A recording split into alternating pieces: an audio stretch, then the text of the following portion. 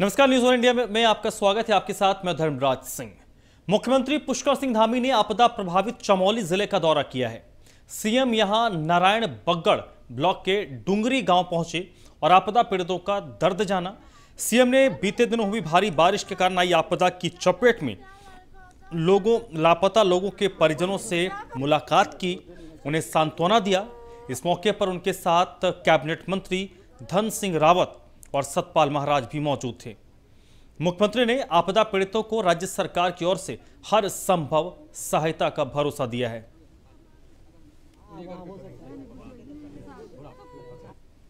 बड़ी दुख की बात है, बड़ा दुख हुआ है हम लोगों को यहाँ पहुँच के कि हमारे इस गांव के दो लोग असमय जो है काल में समा गए हैं।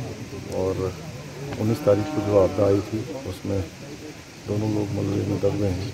हम लोग परिजनों के साथ हैं। इस दुख की घड़ी में हर संभव सरकार की तरफ से हम उनके साथ खड़े हैं। जो भी सहायता होगी हम लोग करेंगे। छोटे छोटे उनके बच्चे हैं, उन बच्चों का भी भविष्य में जो है हर प्रकार से देख रेख हो उसकी हम लोग चिंता करें। मुख्यमंत्री पुष्कर सिंह धामी ने मैठाणा में हुए गैस सिलेंडर हादसे का भी जायजा लिया और सिलेंडर फटने से घायल लोगों से मिलने सीएम गोपेश्वर पहुंचे। उन्होंने सभी पीड़ितों का हालचाल लिया। मुख्यमंत्री ने 30% से ज्यादा जले लोगों के हेलीपैड से हायर सेंटर रेफर करने के निर्देश दिए।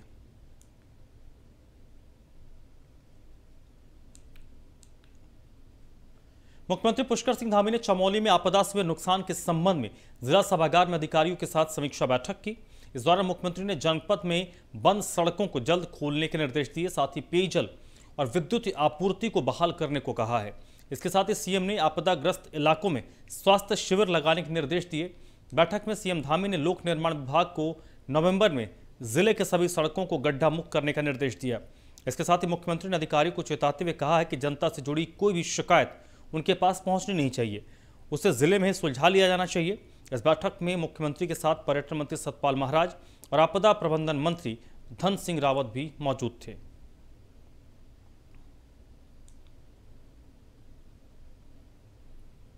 काफ़ी नुकसान हुआ है, इसमें चमोली जनपद में भी काफ़ी नुकसान हुआ। 125 सड़कें बंद थी, 8 पुल जो है क्षतिग्रस्त हुए हैं। अभी 125 में से 92 खुल गई हैं, 33 अभी बंद हैं, उनको भी जल्दी खोलने की प्रक्रिया हो रही है। इसी तरह से प्रधानमंत्री ग्रामीण सड़क योजना में 83 बंद थी, उसमें से 40 खोल रही हैं, अभी 43 बंद हैं। विद्युत विभाग के भी 450 पोल क्षतिग्रस्त हुए हैं, 10 ट्रांसफार्मर क्षतिग्रस्त हुए हैं। और सिंचाई विभाग पेयजल योजना भी 54 क्षतिग्रस्त थी, जिसमें से 46 अभी इन्होंने ठीक कर दी हैं और जो बची हुई है उसको भी ठीक कर रहे हैं। हम लोगों का चूँकि आपदा में सभी जगह सड़कें भी जो बंद हैं, पुल बह गए हैं, पशु हानि हुई है, कहीं पर जन हानि हुई है, सभी में हम लोगों का प्रयास है कि जल्दी से जल्दी हम लोग पुनः जो है अपने मुख्यमंत्री पुष्कर सिंह धामी पौड़ी के एक दिवसीय दौरे पर है। सीएम ने विकास सभागार में आपदा और जनपद में हो रहे विकास कार्यों को लेकर जिला स्तरीय अधिकारियों के साथ समीक्षा की है। बैठक में सीएम ने कहा कि उत्तराखंड में हुई बारिश से काफी नुकसान हुआ है और वो उन सभी क्षेत्रों का भ्रमण कर रहे हैं जहां पर ऐसी स्थिति उत्पन्न हुई है। इसके अलावा सरकार की तरफ से जनता को हर संभव मदद की जा रही है। साथ ही लोक निर्माण विभाग के अधिकारियों को निर्देशित किया गया है कि जिन क्षेत्रों में सड़कें टूट गई हैं या पेयजल लाइन क्षतिग्रस्त हो गई हैं, उन सभी को ठीक किया जाए। जो ये आपदा आई है उस आपदा में बहुत बड़ा नुकसान हुआ है, सभी जगह पर नुकसान हुआ है। उसी की में हम सब लोग जाकर इसकी समीक्षा कर रहे हैं, खुद मॉनिटरिंग कर रहे हैं कि जल्दी से जल्दी जो हमारा नुकसान हुआ है वो जो है उसमें पुनर्निर्माण की ओर आगे बढ़े। और ऐसे समय में चूँकि स्वयं जीरो ग्राउंड पर आकर इसलिए कर रहे हैं कि जल्दी से जल्दी वो चीज़ें सामान्य हों और जो लोग इसमें हताहत हुए हैं, जिनके परिवार के लोग इसमें इस आपदा में उनके ऊपर विपदा आई है या उनके परिवार के लोग ख़त्म हो गए, उनके परिवारों में भी हम लोग जा रहे हैं और हमारा पूरा प्रयास है कि जल्दी से जल्दी सारी चीज़ें सामान्य हों। केदारनाथ यात्रा के महत्वपूर्ण पड़ाव सोनप्रयाग में तीर्थयात्रियों की भीड़ लगातार बढ़ रही है। यहाँ हजारों की तादाद में लोग सोनप्रयाग पुल से गुजर रहे हैं और भीड़ का वीडियो सोशल मीडिया पर काफ़ी वायरल हो रहा है। बीते 3 दिनों तक पहाड़ी जिलों में हुई मूसलाधार बारिश के कारण यात्रा को रोका गया था। ऐसे में तीर्थयात्री जगह जगह पर फंसे हुए थे और कई जगहों पर रुके हुए थे। उसके बाद जब यात्रा को खोला गया तो यात्रियों का जमावड़ा लग गया और बड़ी तादाद में भीड़ जमा हो गई।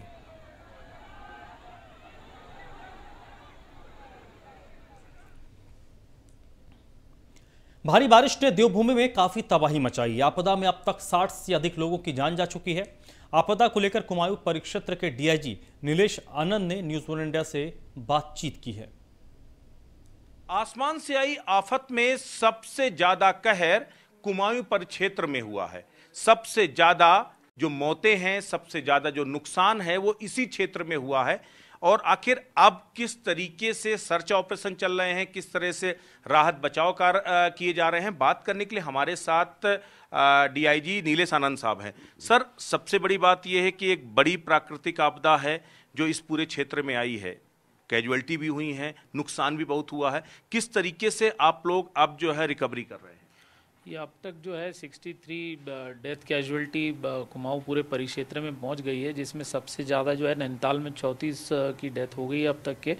इसमें अब भी जो है जो बागेश्वर डिस्ट्रिक्ट है कुमाऊं का, वहाँ अब भी कुछ ट्रैकर्स जो है वो फंसे होने की जो है सूचना मिल रही है। इसमें हमारा एसडीआरएफ का एक रेस्क्यू जो है दल गया हुआ है, जिसमें पिंडर ग्लेशियर और सुंदरडुंगा ग्लेशियर में जो है वहाँ पर सर्च ऑपरेशन चल रहा है। कुछ लोग जो है उसमें लापता है, तो इसमें हर तरीके से जो है पुलिस जो है मुस्तैद है, जहाँ पे एसडीआरएफ के साथ साथ पीएसी के जवान भी लगे हैं, फायर यूनिट के जवान लगे हैं। तो सारे ही लोग जो है रेस्क्यू सर्च ऑपरेशन कर रहे हैं। इसके साथ राहत का कार्य भी शुरू हुआ है। कई जगहों पे जो है पुलिस ने अपने लंगर भी लगाए हुए हैं। उधम सिंह नगर, नैनीताल, कई जगहों पे लोगों को जो है खाना खिलाया जा रहा है। उनको सुरक्षित जगहों पे होटल, धर्मशाला पहुंचाकर जो है उनको कंबल वितरित करने का भी काम कई जगहों पे जो है पुलिस के द्वारा जो है सामाजिक संगठनों को साथ लेकर किया जा रहा है। और बड़ी चुनौती है कि जो अभी डेड बॉडीज़ मलबे से निकल रही है, उनका जो है वो प्रॉपर तरीके से जो है उसका क्रिमेशन हो, डिस्पोजल हो। उनके जो परिजन है उनको भी जो है संपर्क किया गया है। और अभी भी काफ़ी चुनौती जो है पुलिस के सामने बनी हुई है। थैंक यू, बहुत बहुत शुक्रिया। तो बिल्कुल ये थे नीलेश आनंद साहब, जिन्होंने साफ तौर पर कहा कि एक बड़ी चुनौती है, प्रकृति का एक बड़ा कहर बरपा है और इसके बाद हालात खराब हुए हैं। खासकर रामगढ़ तल्ला के इलाके की बात की जाए या बागेश्वर की, इस वक्त बड़ी चुनौती बागेश्वर है, जहां पर कई देसी और विदेशी सैलानी अभी भी फंसे हुए हैं। बहुत सारे लोगों को निकाला भी गया है, तो उनको भी वापस लाने की लगातार कोशिशें हो रही हैं और एसडीआरएफ और एनडीआरएफ के ऑपरेशन भी लगातार चल रहे हैं। वीडियो जर्नलिस्ट अतुल व सहयोगी ओवैस के साथ ब्रजेश श्रीवास्तव, न्यूज 1 इंडिया। उत्तराखंड में हरक सिंह रावत और हरीश रावत की जुबानी जंग पर आखिरकार फुल स्टॉप लग गया है। हरक सिंह रावत ने खुद हरीश रावत से माफी मांगकर पिछले कई दिनों से चली आ रही लड़ाई को खत्म करने के संकेत दिए हैं। हालांकि उन्होंने यह भी साफ किया है कि कांग्रेस में आने के लिए उनकी तरफ से ये माफी नहीं मांगी जा रही है, बल्कि हरीश रावत की उम्र और बड़े भाई होने के नाते उन्हें ये सम्मान दे रहे हैं। प्रदेश में हरीश रावत और हरक सिंह रावत की आपसी तकरार अब खत्म होती नजर आ रही है। दरअसल हरक सिंह के तेवर अब नरम पड़ चुके हैं। इन हल्के तेवर के कारण भविष्य में इन दोनों नेताओं की जुबानी जंग पर कुछ समय तक रोक लगने की उम्मीद है। और मैं चैंपियन हो गया, तुम भी मुझे गाली दे दोगे तो मैं तब भी सहन कर लूंगा। कोई फर्क नहीं पड़ता। अब वो हरीश भाई, मैं तो हरीश भाई को बड़ा भाई कहता हूँ, हरीश भाई नहीं सहन कर पाता, लेकिन हरक सिंह रावत में इतने कोई तो रावत होना चाहिए सहन करने वाला। तो इसलिए चैंपियन कुछ भी बोलते हैं, इसलिए 7 गुण माफ मिलेगी। कुछ भी दे दे, गाली दे दे, मेरा भाई है, भाई रहेगा। तुम कितने ही कोशिश कर लो कि भाई उसके बोलने से अब वो और उसका मेरा प्रेम कम नहीं होने वाला। हरीश रावत के लिए भी माफ है, 7 गुण हरीश भाई के लिए भी है। मैं तो अब हरीश भाई के लिए कर दे, बड़ा भाई है भैया, जो बोले।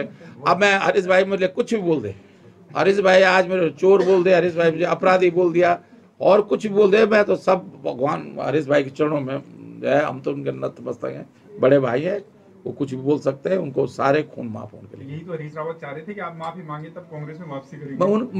मैं वापसी की माफी नहीं मांग रहा हूँ, बड़े भाई इसकी से माफी मांग रहा हूँ कि भैया मैं तो आप जो बोलते रहो, आपका हर शब्द हमारे आशीर्वाद है।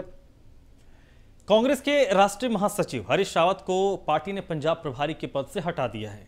उनके जगह पर हरीश चौधरी को कांग्रेस ने पंजाब और चंडीगढ़ का नया प्रभारी बनाया है। हरीश रावत ने पंजाब की जिम्मेदारी से मुक्त करने पर राहुल गांधी और सोनिया गांधी को धन्यवाद दिया है।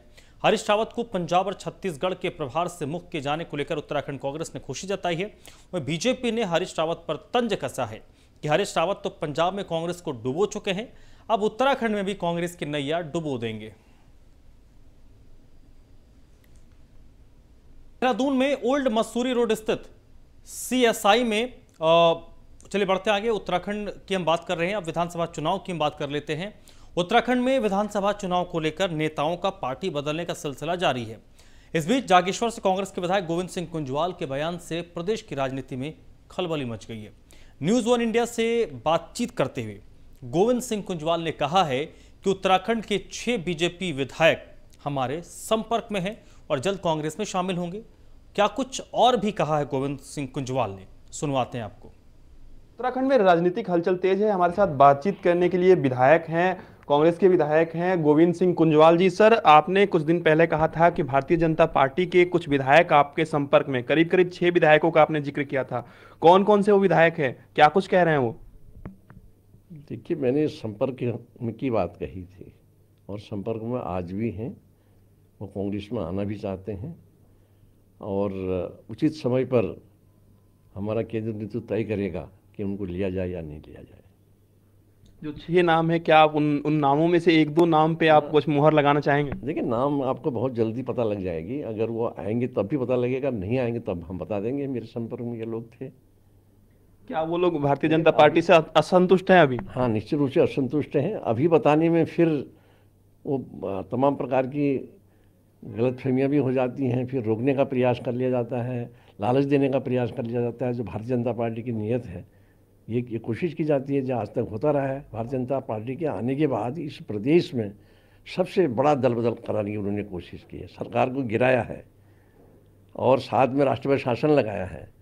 हमारी चुनी हुई सरकार को मध्य प्रदेश में गिराने का प्रयास किया है। पैसे का खेल चला है।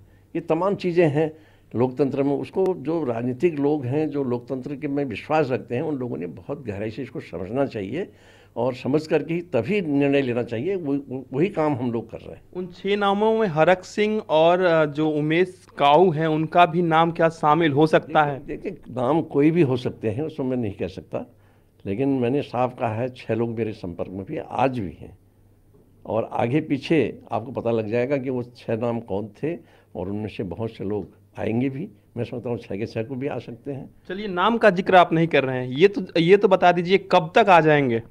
देखिए, आने के लिए मैं उनको लाने वाला नहीं हूँ। हमारे संपर्क में हैं, हम अपने ऊपर वाले नेताओं को बता देंगे, उनसे मिला देंगे और क्या नाम कहते हैं, निर्णय बड़े नेताओं ने करना है। धन्यवाद। ये थे हमारे साथ गोविंद सिंह कुंजवाल जी, जिनका साफ तौर पे कहना है कि भारतीय जनता पार्टी के करीब करीब 6 विधायक तो संपर्क में है ही, और भी संख्या बढ़ सकती है। देखना दिलचस्प होगा कि आखिर किन किन नामों पे आने वाले दिनों में मुहर लगती है। वीडियो जर्नलिस्ट लोकेश के साथ पीयूष तिवारी, नई दिल्ली। देहरादून में ओल्ड मसूरी रोड स्थित CSI में the Uttarakhand civil service officers wives association द्वारा संचालित गैर लाभकारी संस्था संजीवनी द्वारा 2 दिवसीय संजीवनी दिवाली फेस्ट कार्यक्रम का आयोजन किया गया। फेस्ट के दौरान उत्तराखंड के स्थानीय उत्पादों पर आधारित स्टॉल लगाए गए। इस मौके पर संस्था के अध्यक्ष डॉक्टर हरलीन कौर संधू ने बताया कि संजीवनी द्वारा आयोजित इस मेले का उद्देश्य प्रदेश के कारीगरों, हस्तशिल्पियों, कलाकारों और लघु उद्यमियों को पिछले कुछ वक्त से कोविड-19 में हुए आर्थिक हानि से उबारने के लिए उनके उत्पादों को मंच प्रदान करना है। मेले से प्राप्त आय का उपयोग प्रदेश में सामाजिक कल्याण के क्षेत्र में विभिन्न कार्यों के लिए किया जाना है। संजीवनी ने ये दिवाली फेस्ट ऑर्गेनाइज़ किया है। इसका एम ये है कि उत्तराखंड के आर्टिजन्स, यहाँ के एंटरप्रेन्योर्स, कलाकारों को हम यहाँ पे एक ऐसा अफोर्डेबल प्लेटफॉर्म प्रोवाइड करें जिसमें वो अपना मर्चेंडाइज़ को वो दिखा पाएँ और सेल कर सकें। कोविड के कारण जो कारोबार है वो काफ़ी नुकसान में गया, तो इसलिए ये हमारा उद्देश्य था कि इनको ऐसा प्लेटफॉर्म दिया जाए ताकि इनको कारोबार को उत्साह मिल सके, वो उभर पाए कोविड की महामारी से। और जो इससे प्रोसीड्स हमें मिलेंगे, जो भी यहाँ से हम अर्न करेंगे, वो हम उत्तराखंड के लोगों के लिए उनके सोशल वेलफेयर एक्टिविटीज़ के लिए यूटिलाइज़ करेंगे। और इस प्लेटफॉर्म में कोशिश ये की गई है कि दिवाली से पहले है क्योंकि, तो दिवाली में जो भी लोग अपने घर के लिए सामान लेना चाहते हैं, कपड़े लेना चाहते हैं, ज्वेलरी लेना चाहते हैं, दिए वगैरह लेना चाहते हैं, वो सब चीज़ एक ही जगह प्रोवाइड की जाए ताकि उनको यहाँ से बाहर ना जाना। राज्य निर्माण आंदोलनकारी संगठन ने मसूरी के शहीद स्थल पर आपदा में जान गंवाने वालों को श्रद्धांजलि दी। संगठन के साथ आम आदमी पार्टी के कार्यकर्ता और प्रदेश प्रवक्ता नवीन पिरसाली भी मौजूद थे। वहीं सरकार से मृतक के परिजनों और आपदा पीड़ितों को जल्द से जल्द मदद की मांग की गई है। सामाजिक कार्यकर्ता प्रदीप भंडारी ने कहा कि हाल ही में हुई बारिश में कुमाऊं क्षेत्र में काफ़ी नुकसान हुआ है, साथ ही कई लोग मौत के मुंह में समा गए। ऐसे में सरकार की तरफ से आपदा पीड़ितों को मदद पहुंचाई जा रही है, बस इसमें और तेजी लाने की ज़रूरत है।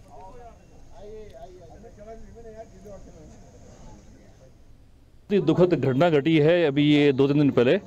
पूरे गढ़वाल और कुमाऊं में करीबन 60 से अधिक लोग जो हैं जिंदा दफन हो गए हैं और परिवार तबाह हो गए हैं। कहीं माँ की लाश पड़ी है, कहीं बच्चे की लाश पड़ी है। बहुत ही दुखद घटना है, एक केदारनाथ आपदा जैसी घटना है और इससे हम पूरे प्रदेशवासी दुखी हैं।